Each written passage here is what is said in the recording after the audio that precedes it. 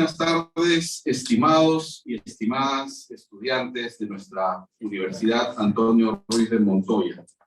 Es un verdadero honor y placer saludar y dar la bienvenida a los distinguidos profesores Elisa Ceruti y Marcos Catalán. Quisiera pedirles, por favor, un aplauso para ellos.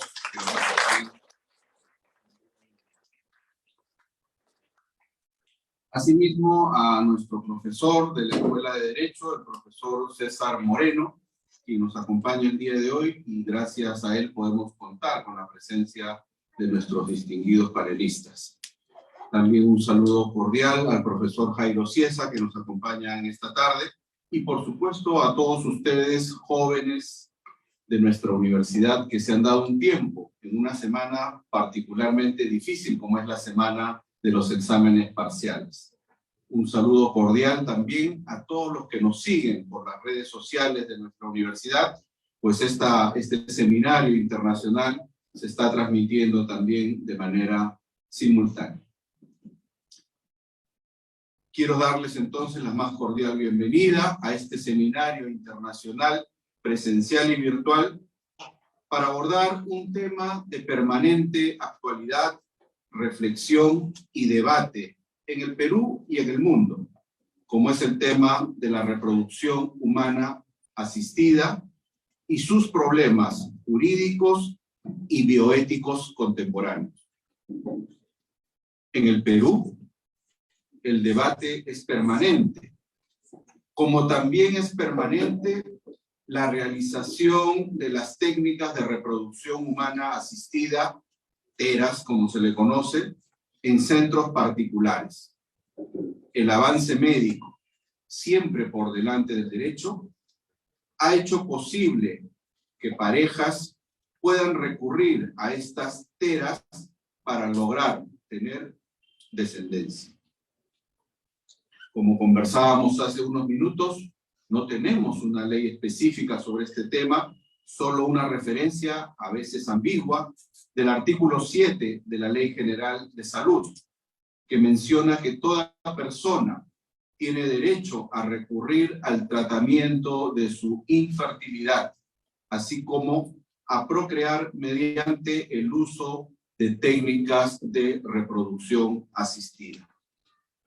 Tanto la tecnología como la ciencia continuarán avanzando y surgirán sin duda problemas éticos, bioéticos y jurídicos. A fin de abordar esta problemática es que hemos querido invitar y contar con la presencia de la profesora Elisa Ceruti, quien es abogada y magíster por la Facultad de Derecho de la Universidad de Barcelona, especialista en Derecho Internacional por la Universidad Federal de Rio Grande do Sul, en Brasil. La profesora Ceruti abordará en este seminario internacional el tema turismo reproductivo y el problema de la atribución de los vínculos parentales. Asimismo, contamos con la presencia del profesor Marcos Catalán. Él es doctor summa cum laude por la Facultad do Largo de Sao Paulo en la Universidad de Sao Paulo. Asimismo es magíster en Derecho por la Universidad Estadual de Londrina y profesor en el programa de posgrado de Derecho y Sociedad de la Universidad de La Salle. El profesor Catalán abordará el tema de la reproducción humana asistida en la sociedad de consumo. Finalmente, quiero reiterar el agradecimiento al profesor César Moreno, quien con sus coordinaciones ha permitido realizar este evento con la presencia de ambos expositores en nuestra universidad. El profesor César Moreno es magíster en Derecho Privado Europeo por la Universidad Mediterránea de Reggio, Calabria, es magíster en Derecho Sanitario y Bioética por la Universidad Castilla-La Mancha y abogado por la Universidad Nacional Mayor de San Marcos. Entonces damos inicio a este seminario internacional con la participación de la profesora Elisa Ceruti. Muchas gracias.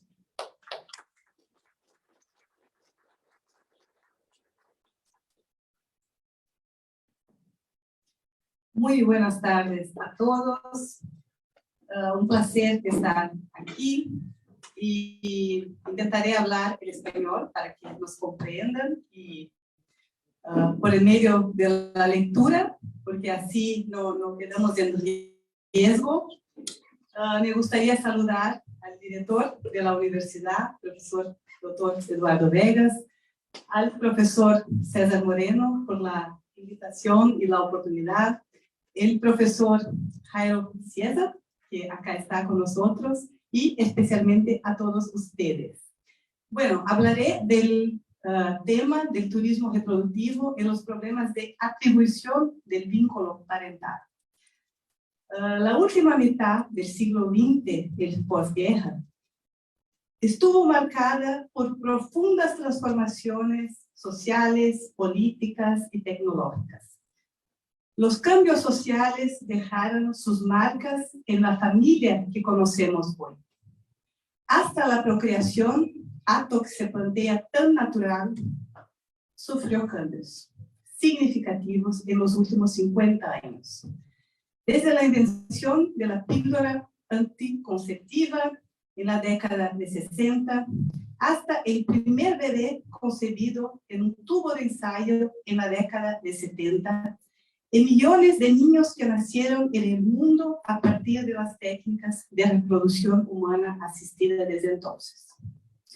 La medicina y las técnicas reproductivas han avanzado hasta el punto de permitir la fertilización heteróloga, o sea, que el niño sea concebido con material de personas donantes y por lo tanto que no tienen vínculo genético con sus padres. La congelación de gametos o de embriones, lo que permite realizar tardíamente el proyecto parental, o incluso la reproducción póstuma. El diagnóstico preimplantacional de embriones para evitar enfermedades genéticas, elegir el sexo y otras características. Y en ese marco se presenta también la gestación por sustitución, por la cual un niño es gestado por otra mujer que no aquella que detiene el proyecto parental. Pero miren, una cosa es lo que la medicina y las técnicas de reproducción humana asistida permiten. Otra cosa es lo que el derecho se va a permitir. Son cosas distintas y esos límites son lo que se plantea, puesto que se tratan de situaciones no siempre aceptadas por el derecho, especialmente en las formas de entender las relaciones entre padres y hijos, provocando lo que el antropólogo Maurice Dellier denominó la metamorfosis del parentesco. Son posibilidades tecnológicas que, por sus consecuencias tan trascendentes, suscitan una multiplicidad de dudas jurídicas, éticas, morales, que varían conforme a la cultura de cada país y para las cuales hay pocas respuestas. Eso quiere decir que habrá una gran diversidad en el trato legislativo a respecto del uso de las técnicas de reproducción humana asistida hoy día disponibles. Hay países que, por ejemplo, no permiten la fertilización heteróloga o la permiten bajo ciertas condiciones. Otros que no permiten la donación de gameto o el congelamiento de embriones, lo que limita demasiadamente el éxito del proyecto parental. Hay además importantes prohibiciones o vacío legal a respecto de la técnica más controvertida de todas, que es la gestación por sustitución. Pero un fato es cierto. Pasados aproximadamente 40 años desde el primer caso de fertilización in vitro, el uso de las técnicas más complejas de reproducción humana se han tornado un fenómeno creciente a nivel mundial. Las razones de esa demanda son muchas. Los centros de reproducción se han multiplicado en el mundo. Hay un mercado en ese departamento. Las familias más democráticas, la posibilidad de uniones igualitarias. Sé que en Perú no es permitido, pero en Brasil está y en muchos otros países también. La infertilidad que se atribuye a un cambio en el modo de vida, los proyectos tardíos de parentalidad, sobre todo por las mujeres. Y es fato todavía que por más dificultades que internamente algunos países impongan al uso de esas técnicas, quizás sea imposible contenerla en un mundo globalizado, porque la determinación de hombres y mujeres provocada por el deseo de tener hijos parece no encontrar límites. En un mundo globalizado, prohibiciones y restricciones en el ámbito interno no impiden que las personas realicen el procedimiento en otros países, en el extranjero, llevando al surgimiento de un mercado reproductivo internacional, identificado como el desplazamiento de personas en busca de ese tipo de servicio en otros lugares, en otros sitios, por motivos que pueden depender de la calidad de los servicios, de los precios más accesibles y especialmente de las leyes menos restrictivas. La posibilidad de realización del proyecto parental en el extranjero representa, por lo tanto, una manera de sortear las restricciones impuestas por el sistema jurídico del país de origen. Es un fenómeno global que tiene potenciado problemas consecuencia de las incertezas en cuanto al estatus jurídico de filiación del niño, puesto que en muchos ordenamientos jurídicos la filiación todavía es un dato natural, o sea, está relacionado a la genética y al parto. La circulación de personas en medio de sistemas jurídicos tan diversos, con objetivo de procrearse, tiene como resultado dificultades centradas principalmente en la incertidumbre en torno a cuestiones relativas a los niños. Entre ellos, en lo referido al derecho de filiación, del cual se desdoblan la nacionalidad, el poder familiar, los alimentos, la guarda, los derechos sociales, la sucesión, entre tantos otros. Son situaciones con elevado grado de complejidad, ya que exigen la resignificación de conceptos básicos en torno de la maternidad y paternidad, la relectura de reglas jurídicas existentes y quizás reglas nuevas que pueden guiar al intérprete hacia la densificación de la idea de superior interés del mundo. Y como vimos, aunque se trate de una problemática importante en el ámbito interno, ella gana especial relevancia en las aristas internacionales, cuando entran en colisión los distintos ordenamientos jurídicos nacionales. Y eso surge porque los países se ven forzados a enfrentar el problema de responder si reconocen los efectos de esas técnicas, especialmente la gestación por sustitución, consolidados en el extranjero, y de los cuales derivan vínculos de filiación que a veces pueden contradecir algunos principios básicos e irrenunciables de orden público. En esos casos, el derecho internacional privado debe estar al servicio de estas relaciones, considerando siempre el bien mayor, los intereses de los niños. Y algunos casos quizás permitan comprender la dimensión de ese fenómeno. Y traigo como ejemplo los casos de gestación por sustitución, que son los más desafiadores. Pueden surgir dos problemas iniciales cuando esos proyectos se llevan a cabo en el extranjero. La posibilidad del niño resultar apátrida, sin filiación determinada, o enfrentará dificultades en cuanto al reconocimiento de la partida de nacimiento emitida por un país extranjero y como consecuencia para obtener la nacionalidad en el país de domicilio de sus padres o madres. La primera hipótesis parece ser la más grave y generalmente es vivida en los países donde rige el sistema ius sanguinis. En esos casos, de acuerdo con las reglas del Estatuto Personal de los Padres, el registro de nacimiento del niño debe ser realizado en el país extranjero y no en el país donde se llevó a cabo la gestación, el contrato y donde nació la criatura. O sea, por el país donde, en general, la gestación subrogada no es permitida, porque si fuera, no se habría llevado a cabo en el extranjero.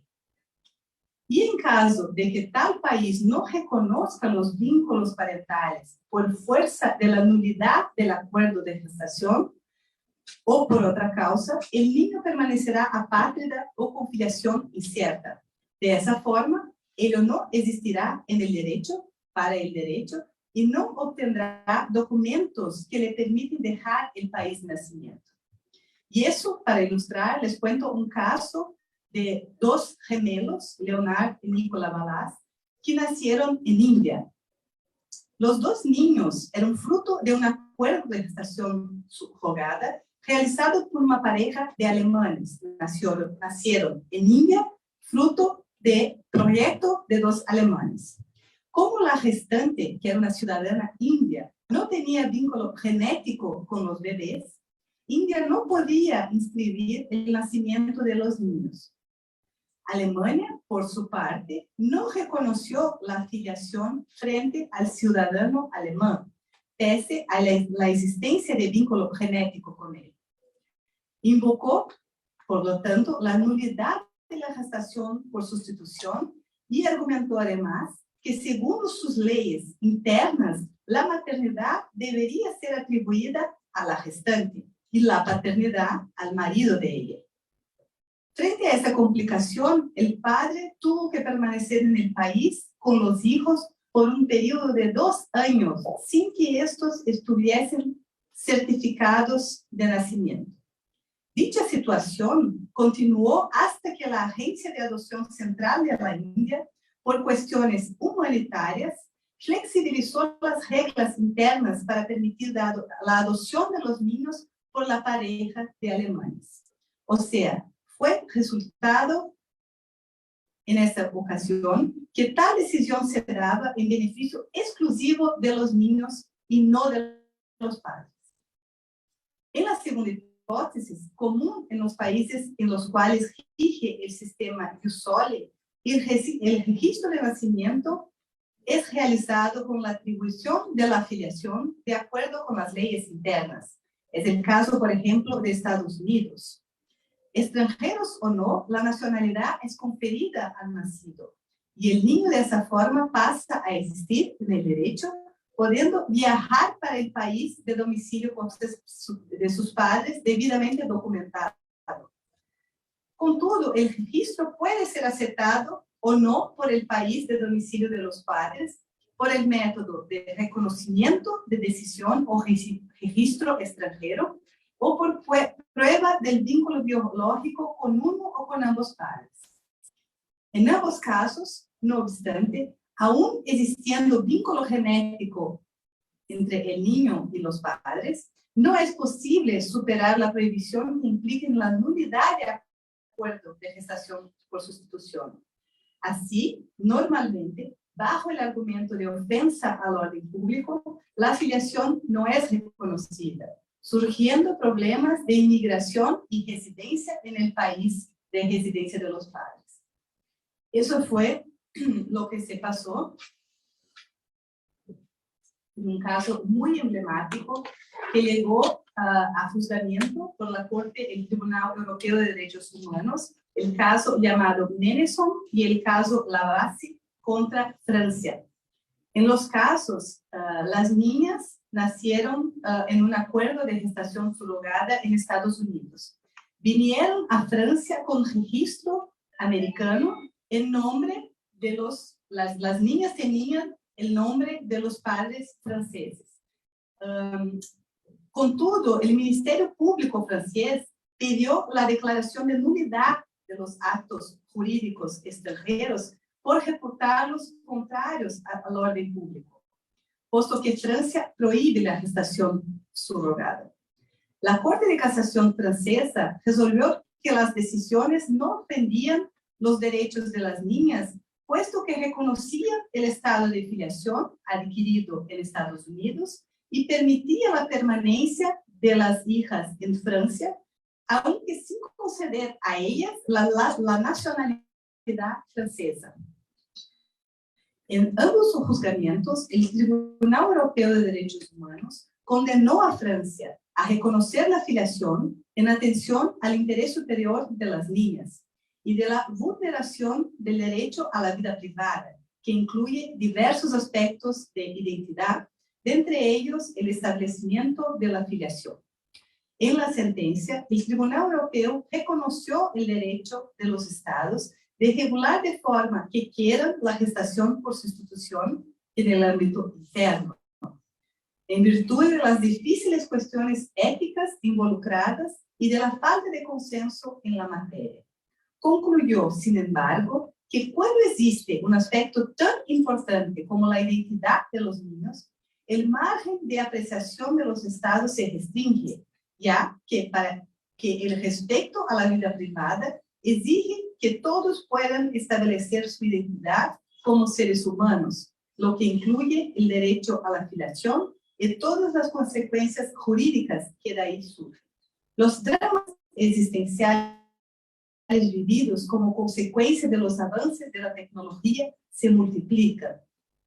Y esas historias no son episodios aislados. Ellas ilustran abundante cantidad de casos dramáticos vividos por niñas y niños nacidos en proceso de gestación por sustitución y otras técnicas más controvertidas ocurridos en el extranjero, y inmerso en un contexto permeado por la incerteza y potencial vulneración de sus más primitivos derechos. Sin dudas, son situaciones complejas cuya comprensión presupone aceptar que las dimensiones culturales que influencian los derechos locales fueron estructuradas a partir de realidades distintas, que podrán conducir a soluciones igualmente diversas en un mundo que parece cada vez más globalizado. Esa situación ha conducido a los países a revisar sus legislaciones, sea por convicción interna, sea por imposición de las Cortes Internacionales, como en el caso de Costa Rica, condenada por la Corte Interamericana de Derechos Humanos por prohibir la fertilización heteróloga.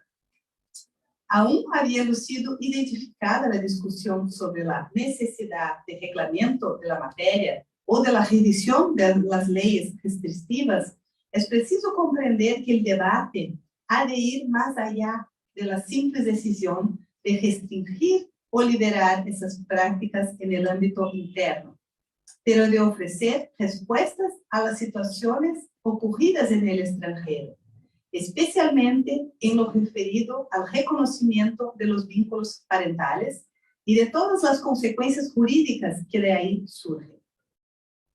Así es que la comunidad internacional está siendo conducida a buscar soluciones prácticas que permitan a los estados trabajar en conjunto en situaciones en las cuales compartan el compromiso y la responsabilidad de proteger a esos niños. Aparte de las diferencias en el derecho material interno de cada país, todo problema que presente un elemento de extranjería acostumbra exigir la utilización de los recursos del derecho internacional privado. Cuando se trata de derechos directamente relacionados a los niños, esa base común está construida en los derechos humanos y surge de garantías expresamente insertas en varios dispositivos legales.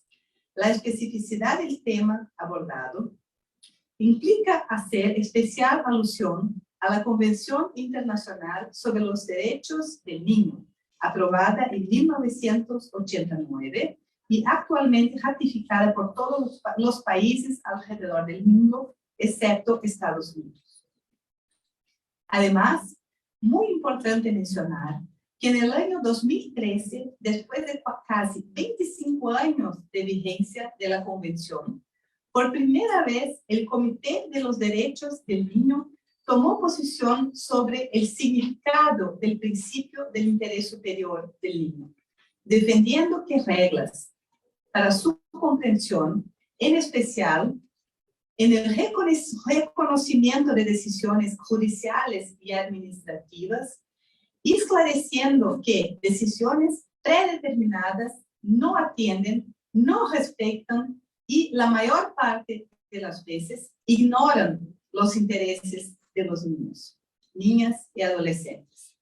Pues estos solo pueden ser identificados en las particularidades de los casos concretos. Además de eso, el comité también consideró que el interés superior del niño merece consideración primordial y prioritaria en razón de la situación especial de la infancia.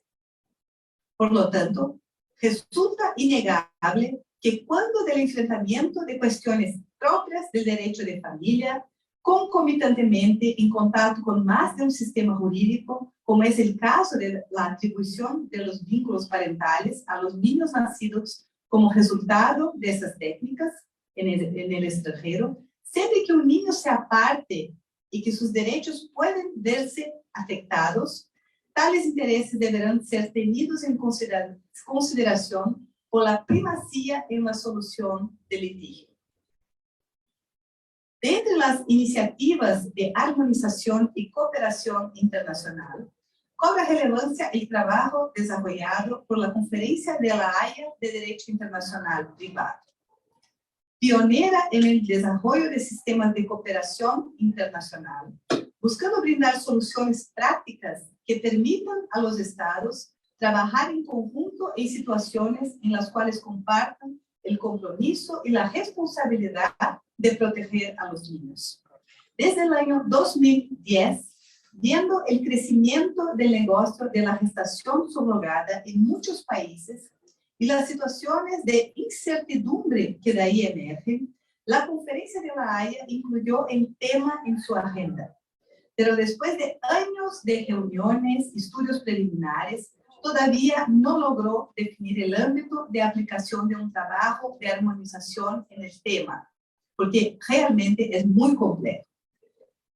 Defendiéndose, se incluirá los acuerdos de gestación subrogada específicamente, si contendrá soluciones de derecho internacional privado para el establecimiento de la filiación de un modo geral, o si será una combinación de ambas posibilidades.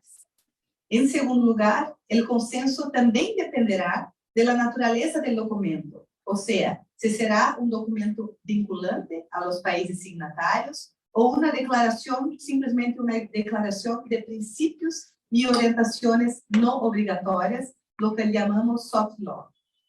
Por lo menos, en un primer momento, estas son las posibilidades.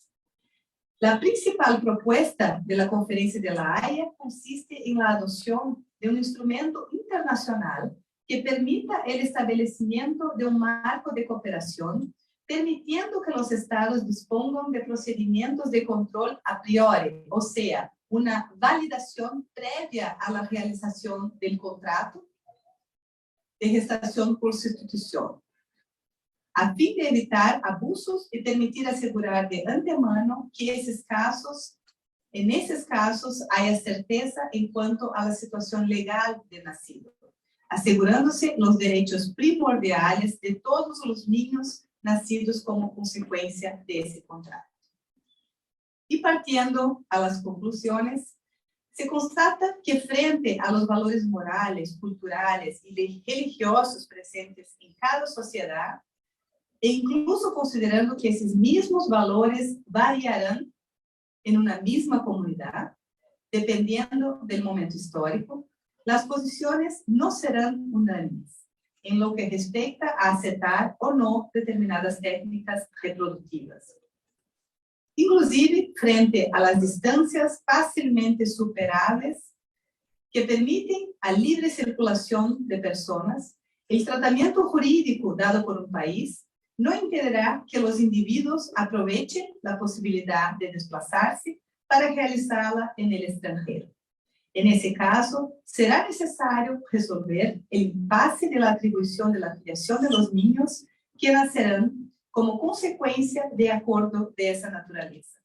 Y por lo tanto, además del derecho material de cada país, deberán aplicarse los instrumentos de derecho internacional privado, de entre ellos la determinación de la ley aplicable o el reconocimiento de la decisión o acto demandado por autoridad extranjera. Finalmente, al mismo tiempo que agradezco la oportunidad y la atención con que me escucharon, abro las puertas para el tema que el profesor Catalán abordará, llamando la atención para el riesgo que los futuros hijos dejen de ser sujetos de derecho como embriones y pasen a ser sueños de consumo. Muchas gracias.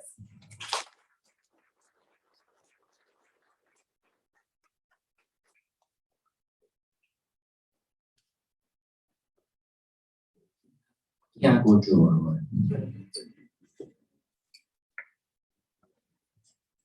No soy dulce como Elisa, no soy simpático, no soy tan talentoso y no hablo un español tan bueno.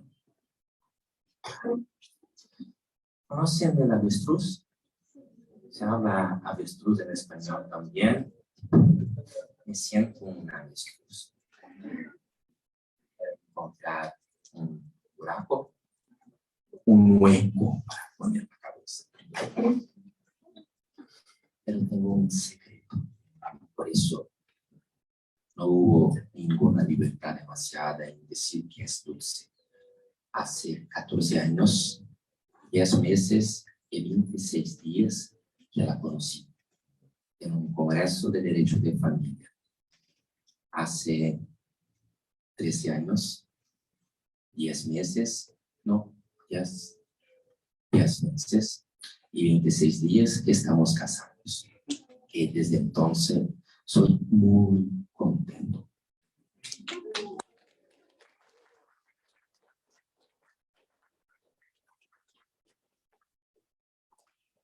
Nuestra hija nació en el Día de la Victoria de 2019.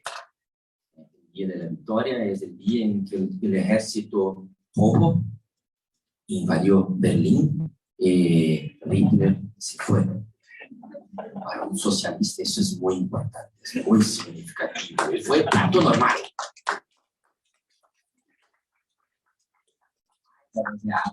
Nacer en aquel día, que es muy significativo. Me preguntan, bien, se conocieron en 2007 y su hija nació solamente en 2019. Recurrieron a reproducción humana asistida porque los dos trabajan en el mismo tema. Bien, ese es un secreto que no puedo contar.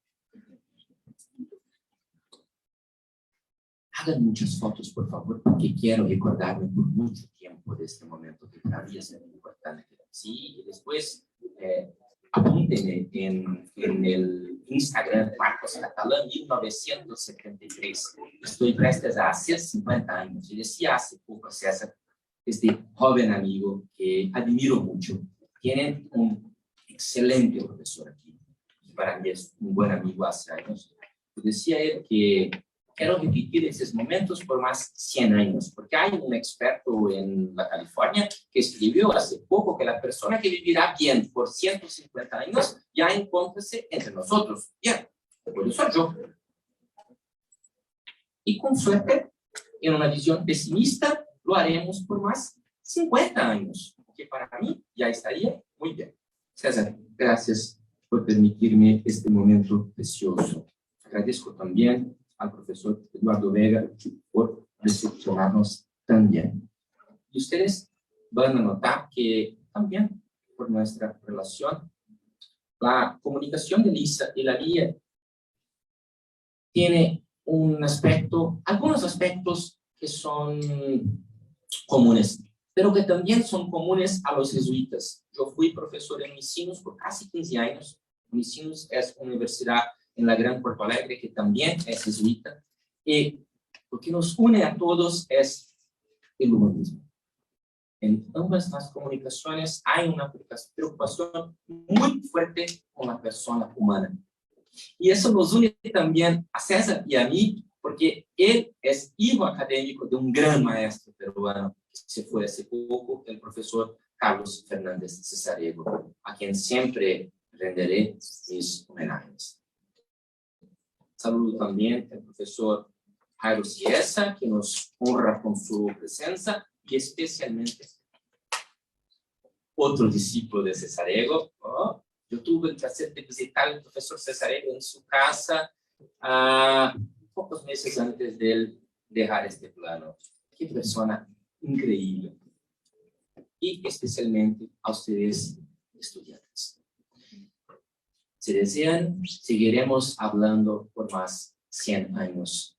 Y usemos la técnica, ¿por qué? Para empezar, frisando que de la fricción entre el derecho y la sociedad emergen actualmente en los campos otrora cultivados por la conductística importantes y profundas mutaciones que permiten decir la vida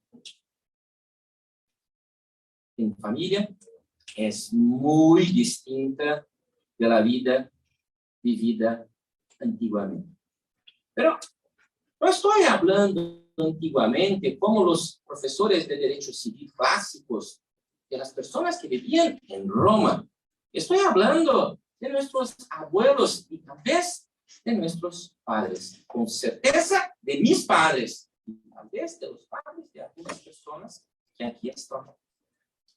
El eudemonismo, el griego eudaimon, veremos solamente este incontestable cambio apunta para la existencia de familias que son esbozadas con tonos alegres sobre pantallas que retratan las distintas posibilidades enraizadas en el citado signo, una vez más, eudaimon, que indica el camino hasta la felicidad, por medio del cual se podrá vivenciar el ejercicio de libertades en su dimensión positiva, no solamente como pensaban los franceses del code, en la dimensión negativa. Y eso en los múltiples espacios de coexistencia, ternura y afectividad fundidos a los núcleos conyugales o mismo a los núcleos parentales. Miren, que tal vez en el tiempo de sus abuelos, el matrimonio aún era un negocio entre los padres de sus abuelos. En especial, se tenía alguna plata. Y en las familias, cuanto más hijos, mejor, porque existiría más personas para el trabajo en el campo. Miren, que creo que en Perú, como se pasó en Brasil, en el inicio del siglo XX, había muchas más personas viviendo en el campo que en las ciudades. Cuanto más personas en el campo, más personas para trabajar con la agricultura. Bien. En ese contexto, ajustes actualmente diáticos, no existe más un jefe de familia, o, como en mi casa, monárquicos, pues mi hija siempre está con razón, que tiene solamente 3 años. Ajustes diáticos parecen haber influenciado la capitulación de un modelo apto a someter hasta hace poco tiempo casi todos de modo servil a los más pueriles caprichos de un ser que, como jefe de familia, atraía para sí los atributos también, con suerte, de propietario, contratante y testador, cualidades que deberían ser precedidas por otro adjetivo obvio, masculino. Y por supuesto, perciban que estoy aquí haciendo una crítica, que no diciendo que, debería seguir siendo así, como costuma decir el maldito Bolsonaro en Brasil. Solamente más 3 semanas para que sea posible volver a vivir en el país. Ojalá, ¿eh? O hay un puesto para un profesor brasileño acá.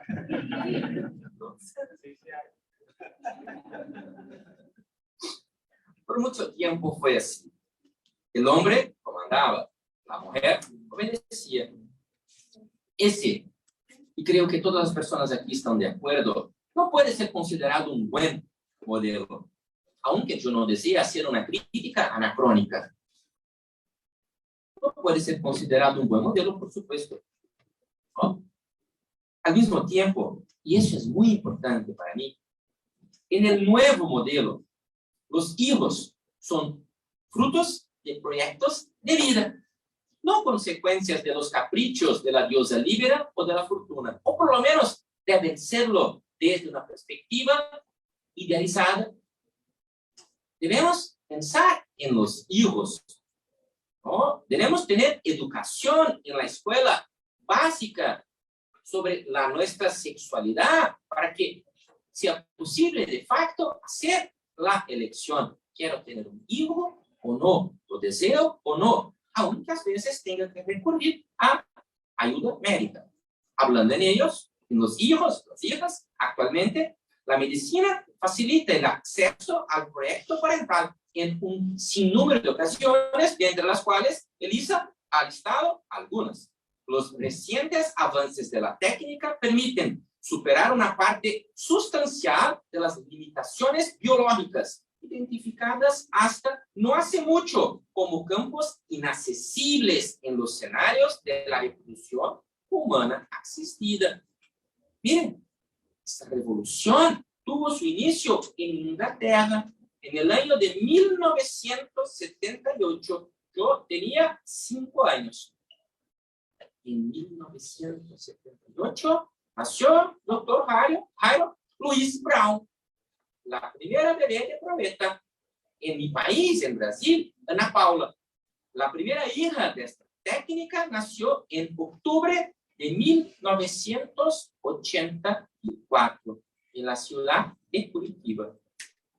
Bien, descartada aquí la clonación humana, también por la violencia ética que eso representa, y aún que la procreación siga dependiendo de la unión de los gametos masculino y femenino, por lo menos así lo es hasta ahora, los avances en el campo de la técnica desarticularon la relación supuestamente natural que hasta entonces era presupuesta al permitir, por ejemplo, la procreación sin contacto sexual, la disociación entre ascendencia genética, maternidad y gestación, como apuntó Elisa, así como la fusión de óvulos.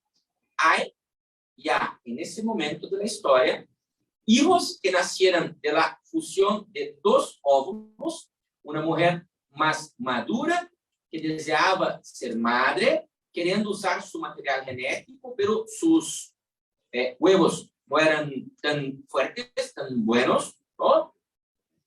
Fundió sus óvulos su óvulo con el óvulo de una chica más jovencita, utilizando partes de uno y partes de otro, para hacer un único óvulo. Y después un espermatozoide fue utilizado para fecundarlo. En la literalidad, hijo de 2 madres y de un padre. Bien, eso no nos asusta en Brasil porque estamos hablando de la multiparentalidad con aspectos positivos y negativos hace por lo menos 10 años. Pero ese es tema para otra conversa. ¿Sí? Bien. Transformaciones como estas permiten que los médicos produzcan la vida por medio del recurso a procedimientos aptos a agenciar la conexión del embrión producido extrauterinamente con el útero de la futura madre o de la mujer dispuesta a ser la gestatrix, surrogacy, como se dice en inglés, de forma gratuita en mi país, puesto que la onerosidad no está permitida. La gestación por sustitución en Brasil debe ser gratuita. Una nota de pie. Es interesante que las clínicas cobran algo alrededor de 50 a 100 mil reales, ¿sí? La cotación real y sol está casi 2 por 1. Ustedes nos vencen, ¿sí? Están muy bien. Miren, 25 a 50 mil soles. Sí. Y la mujer que va a gestar el hijo para otro no gana nada.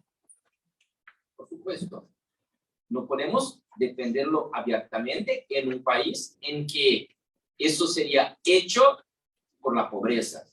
En especial porque los países donde más se explota a las mujeres con este proceso de gestación por sustitución son los países donde hay mucha pobreza, como hasta hace poco en India o Nepal, Pakistán, ahora en Colombia. Colombia ahora es un paraíso actual de gestación por sustitución.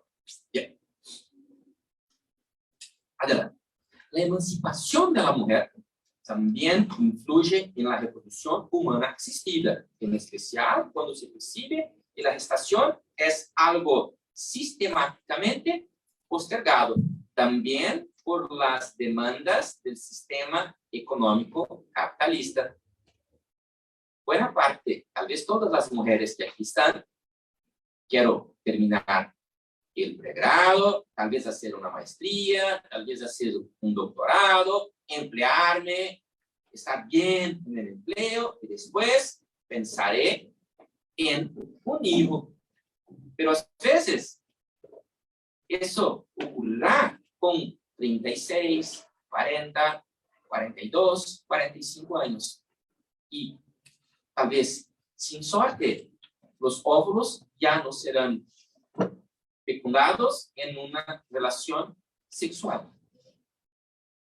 Según los datos del Ministerio de la Salud en Brasil, el porcentaje de madres a los 30 años o más creció, miren, 22.5% en el inicio de nuestro siglo a casi 38% en 2020.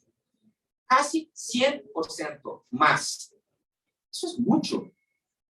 Perciban que esas mujeres, por lo menos muchas de ellas, sin óvulos en cantidad o con la calidad exigida por Afrodite, la diosa de la fertilidad, tendrán que recurrir al auxilio de la técnica para experimentar el proyecto parental. Por supuesto, como he dicho, necesita de dinero. Es evidente que la reproducción humana asistida, podrá viabilizar el ejercicio de la paternidad o de la maternidad en muchos contextos, facultando incluso el uso de gametas o del útero ajeno en los proyectos parentales, producciones independientes, aunque eso tenga problemas desde una perspectiva psicanalítica. Los hijos necesitan para crecer de modo saudável de una persona que haga el papel de padre y una persona que haga el papel de madre. No necesitan ser un hombre o una mujer, pero son papeles que son ejercidos simbólicamente. Y se habla mismo de coparentalidad en Brasil, que es un contrato, César, que se hace antes entre dos personas que no tienen interés en vivir la conyugalidad, pero que desean tener juntos un hijo o una hija. Aunque no se puede descuidar que esos fenómenos vengan recibiendo del derecho respuestas que fluctúan al sabor, como dicho por Elisa, de conveniencias ideológicas, religiosas, geográficas y políticas. Pero también no deseo hablar sobre eso. Quiero abordar una otra dimensión de la problemática que está puesta en este libro, que es de César ahora, ¿sí? Haré la tradición, la reproducción humana asistida en la sociedad de consumo. Este es suyo ahora, mi amigo. Una problemática pegada a la colonización de la reproducción humana por el sistema de mercados. Y desde entonces, su transformación. Comencé, por ejemplo, Guy Debord o Mario Vargas Llosa en un fabuloso espectáculo.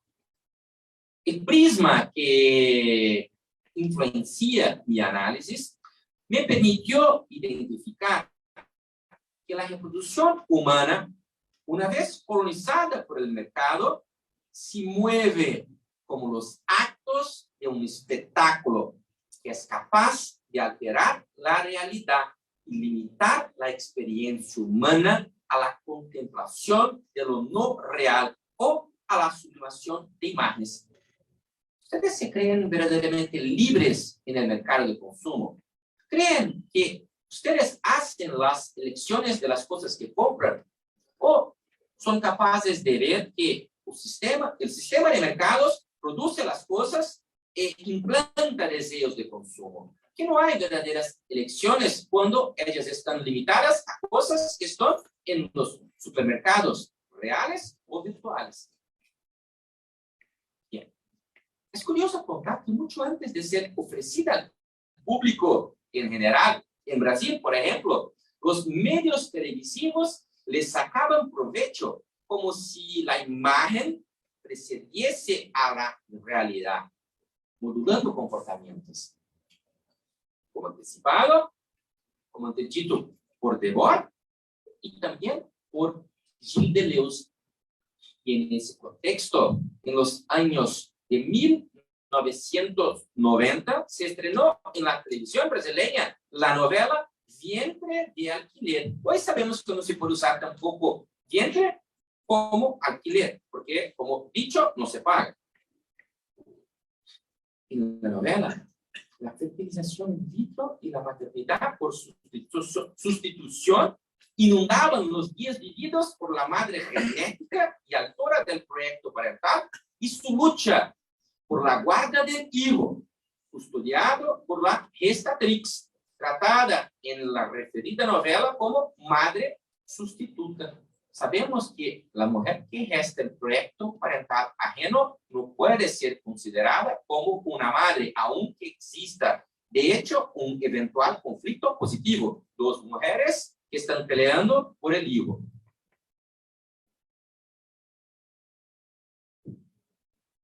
2 décadas más tarde, en 2012, la novela Fina Estampa retrató la vida de una mujer cuyos óvulos fueron manipulados sin su consentimiento y implantados en otro personaje que, a su vez, buscaba hacia algún tiempo generar un hijo, soñando tener un hijo por la vía biológica, pese a su reconocida infertilidad.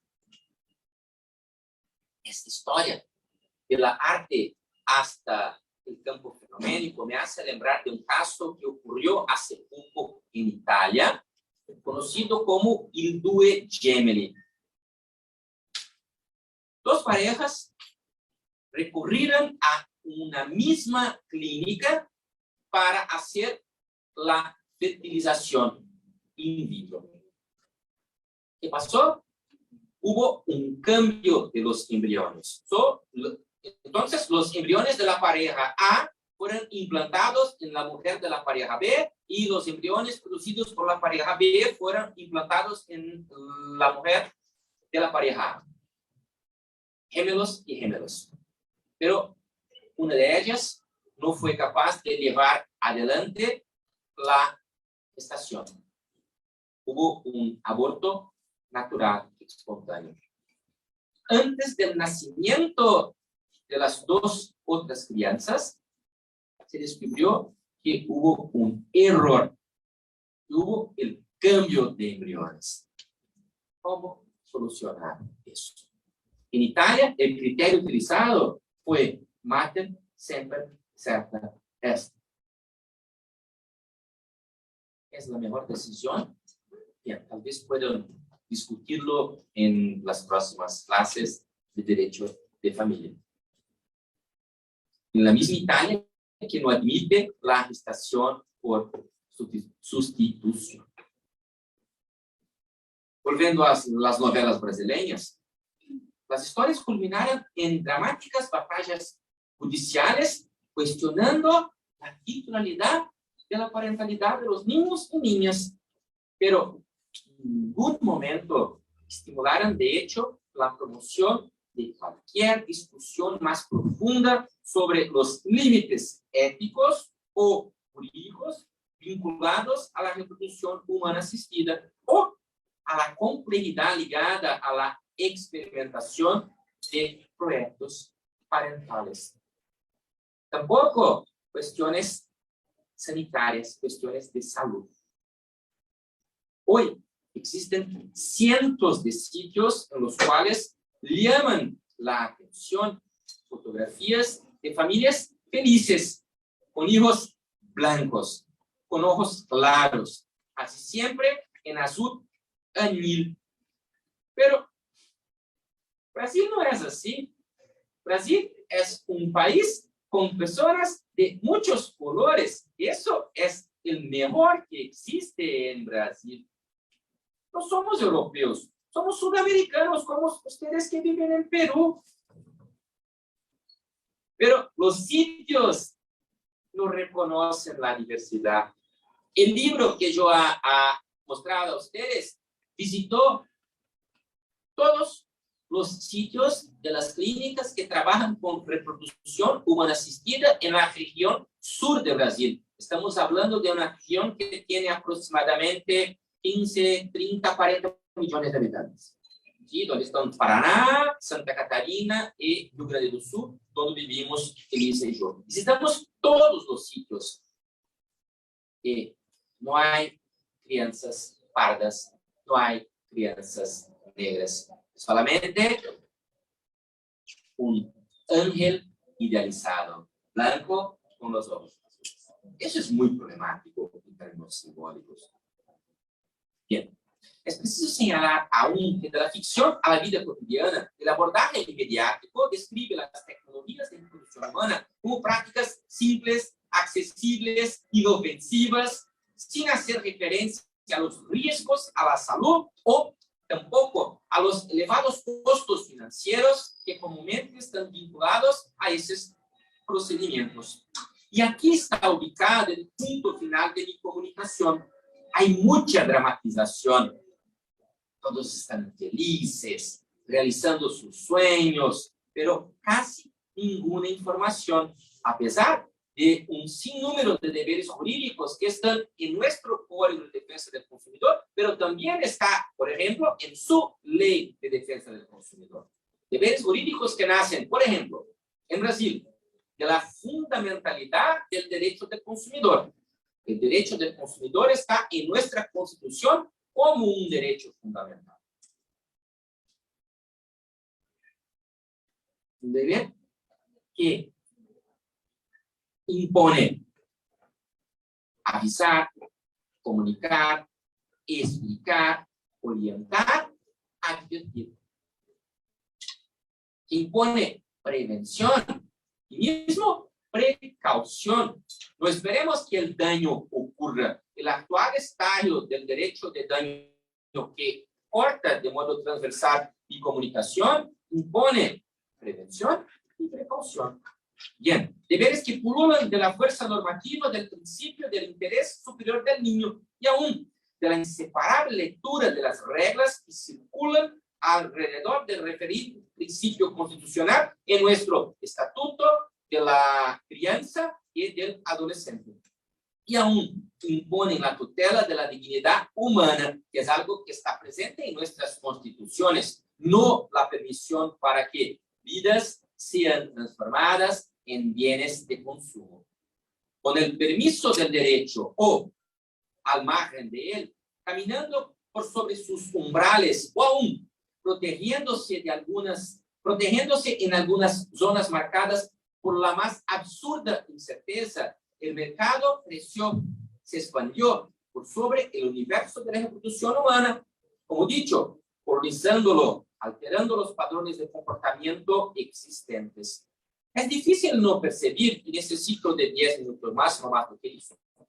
Es difícil no percibir cómo también en ese campo la racionalidad económica se fundió al ejercicio de la medicina, diagnósticos y terapias, fármacos, prótesis, equipamientos y hijos son sugeridos o prescritos como son ropas, zapatos, celulares y televisores. La infertilidad, pensada hasta hace poco como una patología social que podría ser atenuada por medio de la adopción, es difundida hoy como un problema personal que alimenta la culpa, como un problema personal y para el cual existen soluciones ofrecidas a aquellos que pueden pagar por ella o que financien la materialización de sueños que algunas veces no son suyos. Miren, hay casos en Brasil de personas que vendieron sus pisos para hacer procedimientos de reproducción humana en el exterior. Eso se comprueba por el hecho de que el año 2012 en Estados Unidos el sector movilizó 3.5 billones con una B muy grande de dólares. En Brasil, las últimas informaciones que tengo apuntan que 180 centros de reproducción humana existentes en mi país realizaron alrededor de 80.000 ciclos en los últimos años. Un ciclo empieza con la colecta de óvulos y espermatozoides, la producción del embrión y la implantación del embrión en el útero de la futura madre o de la gestatrix. En cada 5 embriones implantados, 4 nidificaron, sin que se sepa, no obstante, frente a estos números, cuántos bebés vinieron al mundo.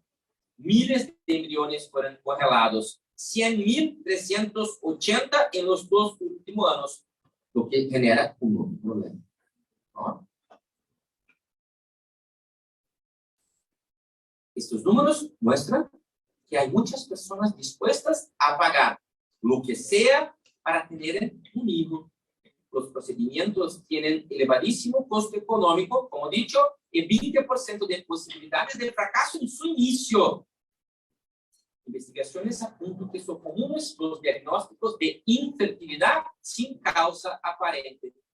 ¿Cómo trabajo eso frente a los derechos de los consumidores que imponen transparencia e información? Al mismo tiempo, es posible identificar relatos que muestran que investigaciones médicas sobre las causas de la infertilidad o de la baja fecundidad son poco incentivadas, pues la lógica de mercado apunta. Es mucho más lucrativo invertir en técnicas más sofisticadas de reproducción asistida.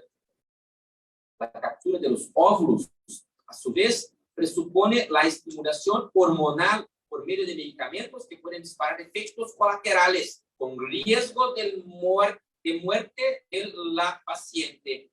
Riesgo de muerte, eso no es mucho. El retiro de los gametas puede estar relacionado a cuadros de infección. El monitoreo de la implantación del embrión exige exámenes invasivos y desgastantes. Son elevados los casos de embarazos ectópicos fuera del útero y abortos espontáneos. Son comunes los casos de gestación múltiple que potencializan los riesgos para la salud de la gestante y de los nacidos. Y después amplía los costos con los hijos. A veces 2, a veces 3. Hay un caso extremo de 8 en Estados Unidos.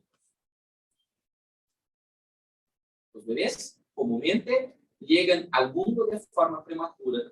Existen incluso, pensando en el proceso de producción del ser a ser gestado, cuestiones relacionadas al destino, como dicho, que se les dará a los embriones supranumerarios, producidos para no ser implantados y que se quedarán en la Siberia high-tech por muchos años. En muchos países no pueden ser descartados. Por fin, necesito destacar que la salud física y mental de las personas que buscan la evolución humana muchas veces es puesta en jaque. Muchas veces. Para terminar, la tentativa de reproducción en la forma asistida se muestra a veces en medio de procesos dolorosos y en algunas ocasiones no solo es vacío producido por la ausencia de hijos que conduce a alguien a recurrir al auxilio médico, sino vacíos marcados por las pérdidas a lo largo de la vida, como abortos, la muerte de otro hijo o incluso la ilusión depositada en la reconstrucción de una relación conyugal ruida por el tiempo y por la ausencia de cuidado recíproco. Miren, ni siquiera intenté hacer contacto entre la reproducción humana asistida y el dantesco campo de la selección genética, la catalogación de perfiles de los donantes de gametos o con la mercantilización de la vida por medio de anuncios en sites, revistas y outdoors. A la deriva, ¿estaremos nosotros condenados al destino del personaje del Edgar Allan Poe sudamericano Horacio Quiroga? No lo sé. Tengo certeza, entre tanto, que en ese exacto momento, mercaderes de ilusiones siguen haciendo promesas que garantizan, de forma muy sutil, que la felicidad será experimentada en la próxima compra, en el próximo viaje, o, ¿por qué no?, en el proyecto parental postergado por razones que no necesitan ser una vez más mencionadas.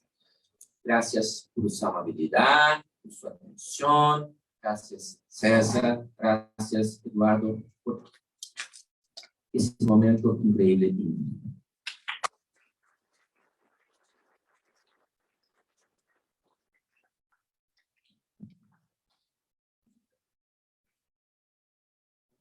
Nuevamente las gracias al profesor Marcos Catalán, a la profesora Elisa Ceruti por habernos no solamente acompañado con sus reflexiones, sino también el haber abierto muchas perspectivas de investigación. El ámbito del derecho de las personas, tal y como ha sido concebido, les he dicho, clases, pionerísticamente por Carlos Fernández Cesarero, en el libro primero del Código Civil, desde 1984, que era bastante pionero, ha cambiado bastante, muchísimo más de lo que él tal vez hubiese podido prever, porque no solamente la tecnología, sino también las nuevas lógicas de mercado han incidido bastante en cómo es que se regulan las conductas precisamente de aquellas personas que tienen estos proyectos parentales. Michel Foucault tiene un concepto, la biopolítica, vale decir, ciertos mecanismos distintos al derecho que terminan regulando las conductas, terminan incentivando o desincentivando ciertas conductas. Y Marcos Catalán, el profesor Marcos Catalán, lo ha puesto muy claro. ¿Cómo es que la publicidad?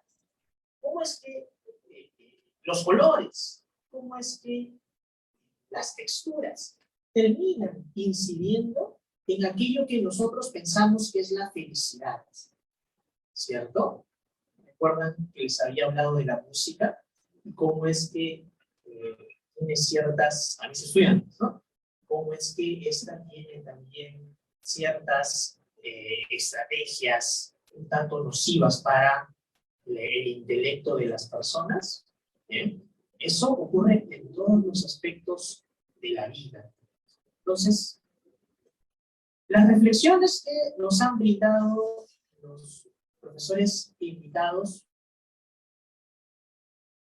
muestran también las grandes diferencias que existen entre los diversos sistemas jurídicos. ¿Por qué en algunos sistemas jurídicos sí se encuentran reguladas estas técnicas de reproducción humana asistidas y por qué en otros no?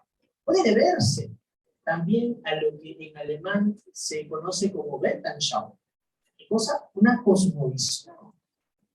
Todos los aspectos referidos al concebido, por ejemplo, las demandas que realizan los padres cuando no han querido concebir a un hijo, y aquellas demandas que realizan los propios hijos que prefirieron haber muerto a vivir una vida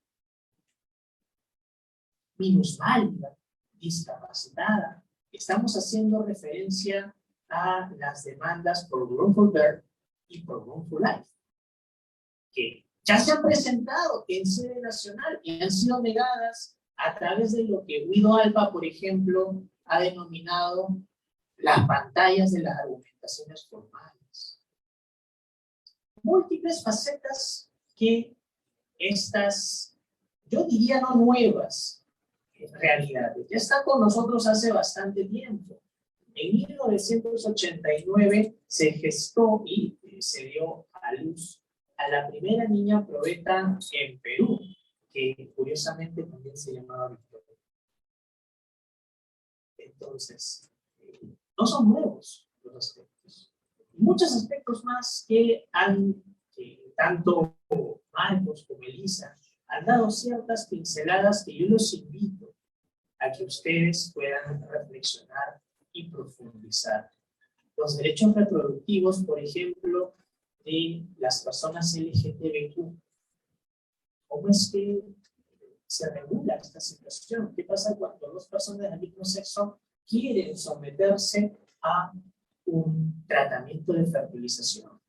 ¿A quién se le reconoce el vínculo parental? ¿Qué pasa con los embriones supranumerarios? ¿Bien?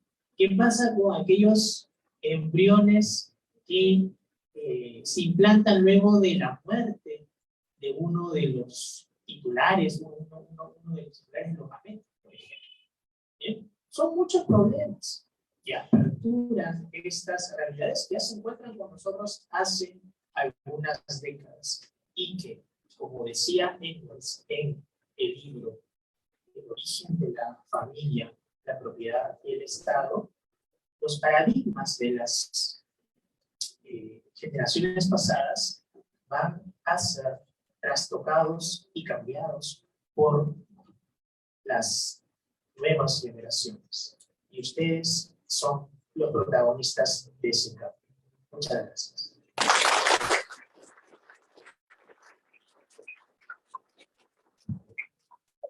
Muchas gracias nuevamente a los profesores, a Elisa, al profesor Marcos y a César por estas exposiciones magistrales que nos han brindado el día de hoy. Tenemos unos minutos, unos breves minutos, y quisiera abrir un poco el debate para que se formulen algunas preguntas, quizás no más de 3 preguntas, y entonces provocamos nuevamente la reacción de nuestros ponentes. Si alguno o alguna de ustedes se anima en este momento a formular alguna pregunta, pues bienvenido, bienvenida a hacer la pregunta con toda confianza. Estamos en un ambiente universitario, académico, así es que solo respeto, mucho respeto en las preguntas y adelante con las intervenciones. Levantan la mano, tomamos nota de 3 participantes y luego pedimos a nuestros expositores que respondan sus preguntas. Adelante, profesor Jairo, por favor.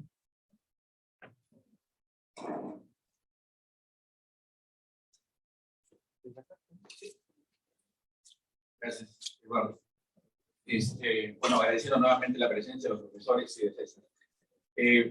Solamente muy brevemente quería señalar que el Tribunal Constitucional Peruano ha establecido en varias sentencias ya los distintos tipos de familia, no solamente la familia tradicional, mamá, papá, hijos, sino también ha establecido la presencia en el Perú de las familias monoparentales, y también ha establecido la presencia en el país de las familias llamadas mosaico, familias ensambladas o familias reconstituidas. Eso lo ha establecido el Tribunal Constitucional Peruano.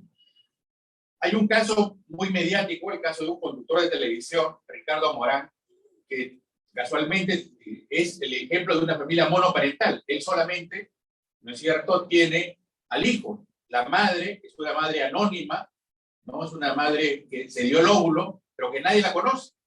Pero en el caso peruano, los tribunales administrativos en el Perú le dicen que no se puede, sin la participación de la madre, inscribir la identidad de los hijos. Ese es un tema, el reconocimiento del Tribunal Constitucional a diversos tipos de familias. De la interesantísima ponencia que he escuchado de ambos, sería el segundo tema. Entonces, la maternidad subrogada, o el vientre, mal llamado vientre de alquiler o maternidad subrogada, ¿consideran ustedes que debería ser regulado en el país suyo, en el país nuestro, que debería ser regulado, o simplemente debería ser prohibido, de acuerdo a las manifestaciones que ustedes han descrito? ¿No es cierto? Ese es un segundo punto. Y un tercer punto y último punto tendría que ver con los aspectos vinculados a lo que ustedes mencionaron, de Derechos Humanos. La Corte Interamericana de Derechos Humanos, en el caso Costa Rica, que fue el caso Artavia Murillo, casualmente, estableció el momento de la concepción. Nuestro Código Civil dice que la concepción se inicia a partir de la unión del óvulo y el espermatozoide, ¿no es cierto? Pero la Corte Interamericana de Derechos Humanos ha establecido que la llamada concepción se inicia no en ese momento, sino se inicia en el momento de la anidación.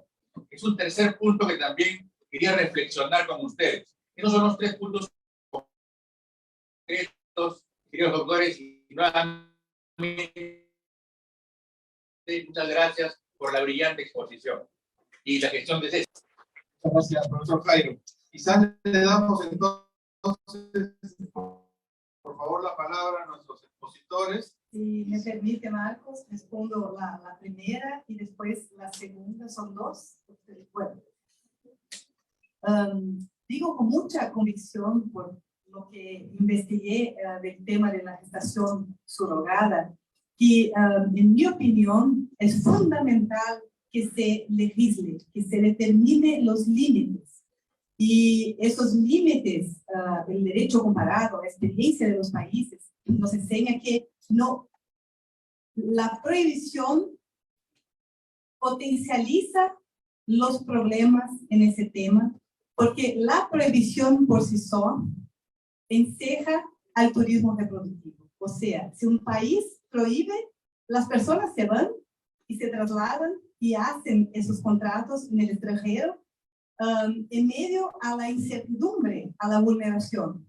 Entonces, me agrada mucho el ejemplo de Inglaterra y de Grecia, donde está regulado, no está permitido o está permitido bajo ciertas restricciones el acceso por extranjeros, o sea, se permite para nacionales, se permite remuneración a la gestatrix, pero limitada, no es altruista, porque eso también limita el acceso, pero hay una contraprestación, pero una contraprestación que es limitada, y hay una autorización previa, o sea, la afiliación está determinada previamente a la implantación, al inicio del proceso.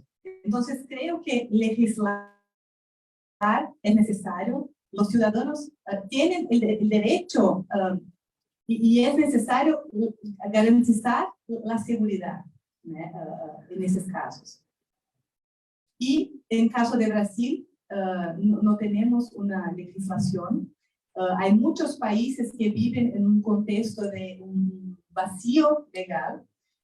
En Brasil se permite, por una determinación de la Confederación Médica, la gestatrix tiene que haber un vínculo familiar con la pareja o con la persona sola que quiere acceder a esa técnica, y es altruista. Y la gestatrix tiene que haber un hijo vivo, por lo que se presupone que la manifestación de voluntad solo se puede conceder si la persona, la gestatrix, ha tenido la experiencia de una gestación. Entonces, es un tema muy difícil de legislar,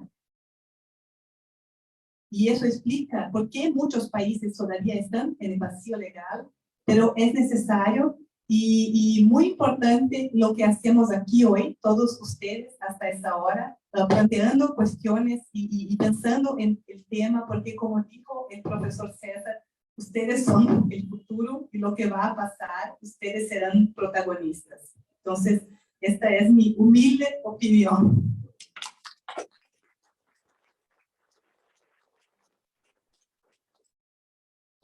Antes de intentar contestar la pregunta difícil hecha por el profesor Jairo, quiero decirles que si desean, tal vez en un futuro próximo, escribir sus trabajos de conclusión de pregrado, yo puedo ayudarlos informalmente o, doctor Eduardo, formalmente, así alimentando por supuesto la internacionalización de nuestras universidades. Con todo gusto, profesor.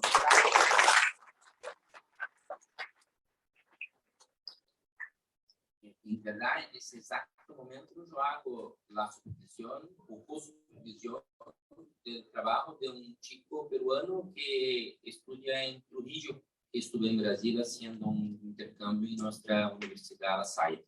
También a la iglesia, los jesuitas y San Juan Bautista de La Salle. Bien.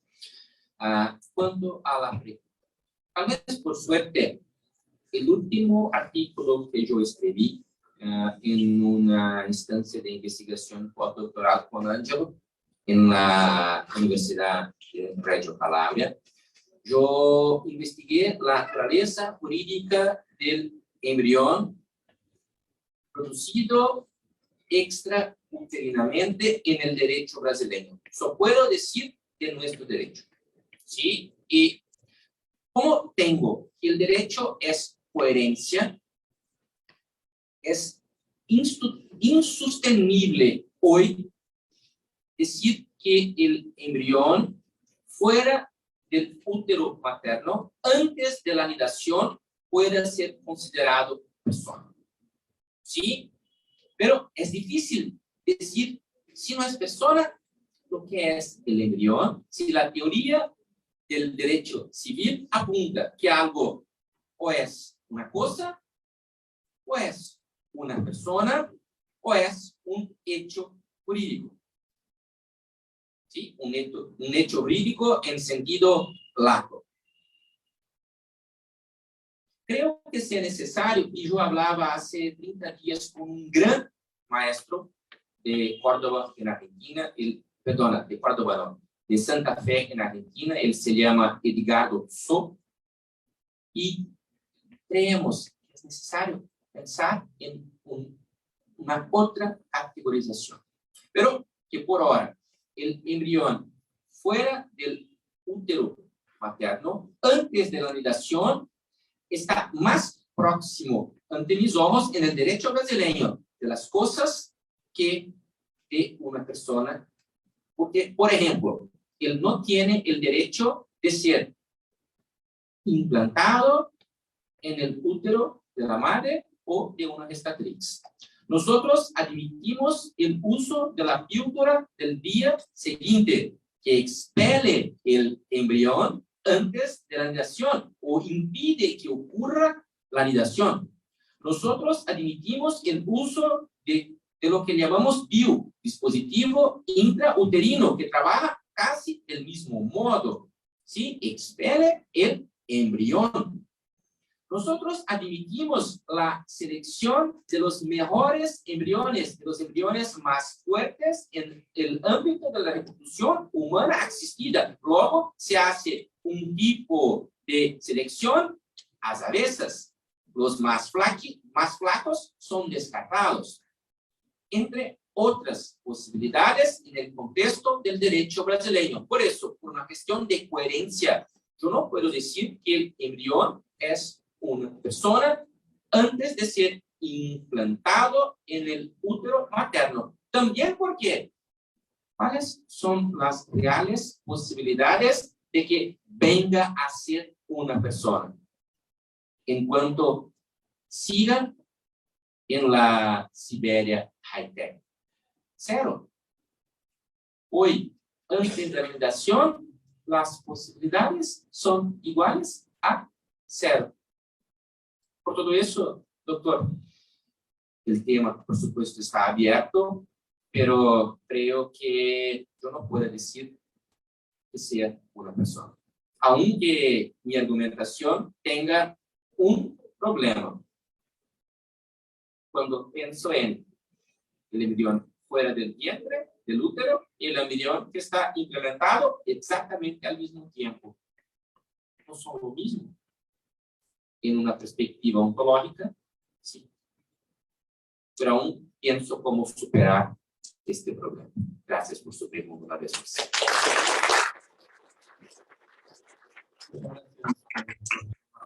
César, ¿tú quisieras concluir con algunas palabras?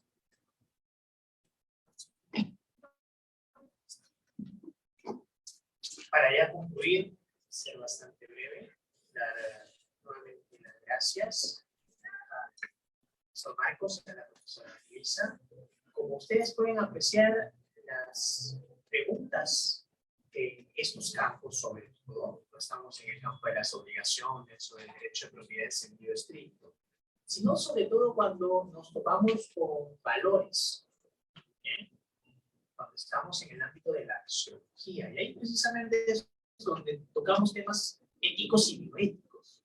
Es allí en donde las preguntas no tienen unas respuestas en blanco y negro, sino tienen una gran escala de matices. Entonces, nuevamente eso nos enseña, además, la gran humildad con la que responde también el profesor Marcos, y es que no tengo aún la respuesta. Nosotros los docentes no tenemos todas las respuestas a las preguntas que se nos plantean. Nosotros seguimos aprendiendo y ustedes nos continúan enseñando también cuando nos ponen a prueba, cuando nos ponen preguntas que es muy difícil responderlas, porque implican toda una valoración ética, no solamente jurídica, sino también ética. Entonces, también por ello, saludar a los profesores, no solamente por el gran conocimiento que tienen, sino también por la humildad con la que han respondido. Muy bien, un aplauso para ellos.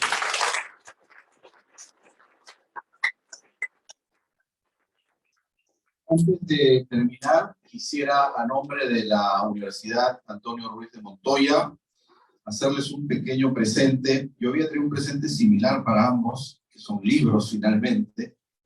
Claro, nos enteramos que ustedes están casados, pero igual se llevará, cada uno tendrá su biblioteca también, así es que son dos revistas que ha editado la universidad, la Escuela de Derecho. Esta primera, que fue en plena pandemia, en el año 2020, me acuerdo, y que aborda el tema de la reforma del sistema de justicia peruano. Invitamos a autoridades y a académicos a escribir sobre este tema, y creo que fue un bonito número, así es que le vamos a hacer entrega de este primer número de la revista La Voz Jurídica, que es una iniciativa de los estudiantes. También están reseñadas varias tesis de los estudiantes de nuestra Escuela de Derecho, y el número 2, que fue el del año pasado, donde el tema ya no fue el sistema de justicia, sino fue reflexiones en torno al bicentenario del Perú.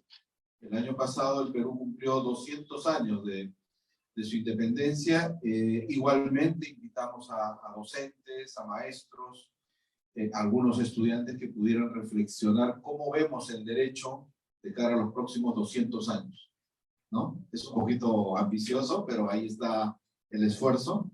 Y entonces queremos hacer la entrega de estos ejemplares a ambos docentes. A Elisa, muchas gracias. A Marco, muchas gracias. A César ya le entregué, así que él ya tiene sus libros. Y bueno, ustedes los pueden tener físicamente y también virtualmente, que están colgadas en la web de la universidad. Muchas gracias nuevamente por este